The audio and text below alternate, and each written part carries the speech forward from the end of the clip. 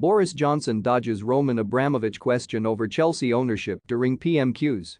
To view this video, please enable JavaScript and consider upgrading to a web browser that supports HTML5 video. Prime Minister Boris Johnson refused to be drawn on individual sanctions for Roman Abramovich during PMQs this afternoon after he was quizzed about the Russians' ownership of Chelsea. The UK government has imposed sanctions on as many as 275 individuals since Russia invaded Ukraine last week, with the government targeting those associated with Vladimir Putin's regime. Abramovich, 55, owns Chelsea and has a number of properties in London. On Saturday, he announced his intention to step back from the club by handing stewardship of its control into the hands of 6 individuals, while he's said to have put the club up for sale in the last 24 hours. Labour leader Keir Starmer kicked off PMQs by asking Johnson about sanctions on Abramovich, raising the fact that Johnson had last week promised punishment for the Russian. For the latest updates on the Russia-Ukraine war, visit our live blog. Russia-Ukraine live. Roman Abramovich is the owner of Chelsea Football Club and various other high-value assets in the United Kingdom, said Starmer. He's a person of interest to the Home Office because of his links to the Russian state and his public association with corrupt activity and practices. Last week, the Prime Minister said that Abramovich is facing sanctions. He later corrected the record to say he isn't. Well, why on earth isn't he?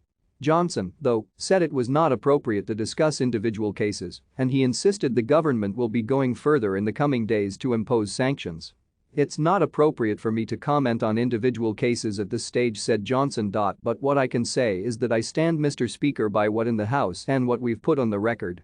But be in no doubt about the actions we have taken that this House have already taken are taking an effect in Moscow by exposing the ownership of properties of companies that we are, by sanctioning 275 individuals already and a further 100 last week.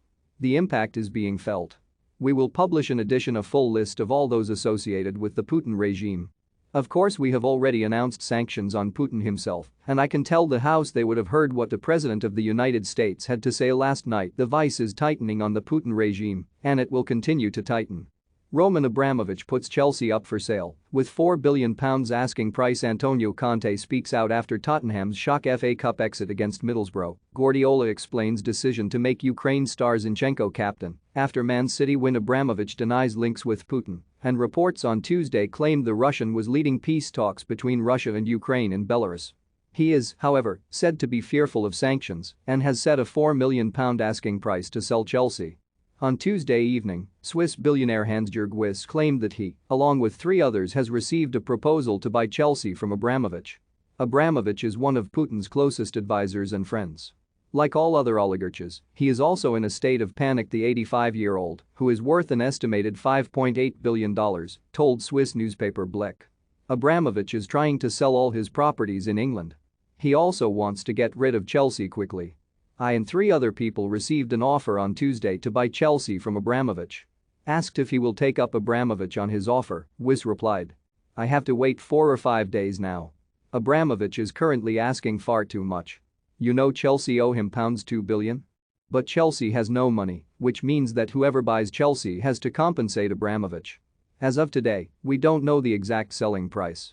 I can well imagine starting at Chelsea with partners, but I have to examine the general conditions first. But what I can say for sure is that I'm definitely not doing something like this alone. If I buy Chelsea, then it would be with a consortium consisting of 6 or 7 investors. More, huge cheers and standing ovation for Ukrainian ambassador in House of Commons. For more stories like this, check our sport page.